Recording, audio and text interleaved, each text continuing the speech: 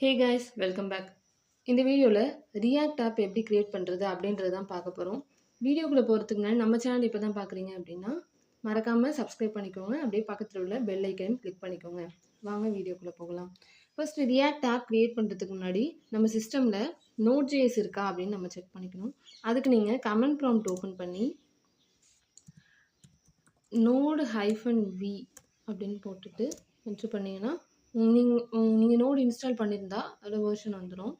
அப்புறம் npm இருக்கா அப்படின்னு நோட் பேக்கேஜ் மேனேஜர் இருக்கா அப்படின்னு செக் பண்ணிக்கோங்க. அப்படி இல்லைன்னா கூகுள் போயிட்டு Node.js அப்படின்னு போட்டு ஃபஸ்ட்டே வந்திருக்கும், அதை கிளிக் பண்ணிட்டு டவுன்லோட் Node.js LTS அப்படின்னு இருக்கும், அதை டவுன்லோட் பண்ணிக்கோங்க. டவுன்லோட் பண்ணினோன்னே இப்போ நம்ம ஆப் க்ரியேட் பண்ண ஸ்டார்ட் பண்ணலாம். ஏன் நம்ம சிஸ்டமில் வந்து ரியாக்ட் ஆப் வந்து க்ரியேட் பண்ணுறதுக்கு முன்னாடி நோடு இருக்குன்னு செக் பண்ணோம்னா, இப்போது நம்ம கோடு வந்துட்டு ஜாவாஸ்கிரிப்டில் எழுதியிருப்போம். அப்போ சிஸ்டமால் அதை அண்டர்ஸ்டாண்ட் பண்ணிக்க முடியாது. அதை எக்ஸிக்யூட் பண்ணுறதுக்காக நம்ம Node.js யூஸ் பண்ணுறோம். இது ஒரு இன்ஜின் மாதிரி ஆக்ட் ஆகும். இப்போ எப்படி ரியாக்ட் ஆப் க்ரியேட் பண்ணுறது அப்படின்றத பார்க்கலாம். ஃபர்ஸ்ட் ஆப் க்ரியேட் பண்ண நான் ஒரு ஃபோல்டரு ஓப்பன் பண்ணிக்கிறேன். ரியாக்ட்னு நேம் கொடுத்து ஒரு ஃபோல்டர் ஓப்பன் பண்ணி அதை நான் VS கோடில் ஓப்பன் பண்ணிக்கிறேன். ஓப்பன் பண்ணிவிட்டு இப்போ நான் வந்து ஃபஸ்ட்டு ஓல்டு வெர்ஷன் என்ன npm create react app அப்படின்னு சொல்லிட்டு நம்மளோட ஆப் நேம் கொடுத்துருப்போம். இப்போது லேட்டஸ்ட்டாக என்ன யூஸ் பண்ணுறோன்னா வைட் தான் யூஸ் பண்ணுறோம்.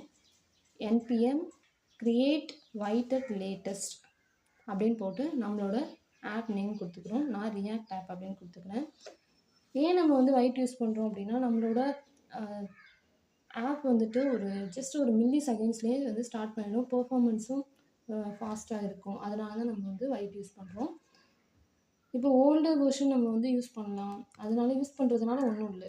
ஸோ இந்த கமெண்ட் கொடுத்துட்டு நான் வந்து என்ட்ரு கொடுத்துக்கிறேன். என்ட்ரு கொடுத்தோன்னே எனக்கு வந்துட்டு ஃப்ரேம் ஒர்க் செலக்ட் பண்ண சொல்லும். நான் ரியாக்ட்னு சூஸ் பண்ணிக்கிறேன். நெக்ஸ்ட்டு வேரியண்ட் வந்து என்ன லாங்குவேஜ்னு சூஸ் பண்ண சொல்லும். நம்ம ஜாவாஸ்கிரிப்ட் தான் யூஸ் பண்ண போகிறோம். அதுலேயே ஜாவாஸ்கிரிப்ட் ப்ளஸ் SWCன்னு 2 இருக்கும். இது என்னென்னா SWCனா ஸ்பீடி வெப் கம்பைலர்னு சொல்லுவோம். இது வந்து ஃபாஸ்ட்டாக கம்பைல் பண்ணும் ஜாவாஸ்கிரிப்டை. அதனால் நான் அதையே யூஸ் பண்ணிக்கிறேன். அதை செலக்ட் பண்ணி நான் என்ட்ரு கொடுத்துக்கிறேன். இப்போ நமக்கு வந்து ஆப் க்ரியேட் ஆகிடுச்சு. நெக்ஸ்ட் வந்து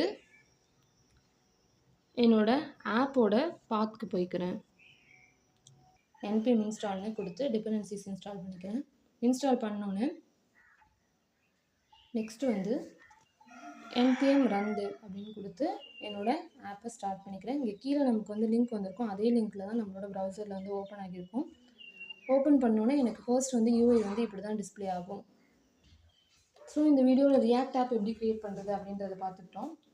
இதே மாதிரி மோர் யூஸ்ஃபுல் வீடியோஸ் வேணுன்னா நம்ம சேனலை சப்ஸ்கிரைப் பண்ணிக்கோங்க. அப்படியே மறக்காமல் பக்கத்தில் உள்ள பெல் ஐக்கனையும் கிளிக் பண்ணிக்கோங்க. தேங்க்யூ.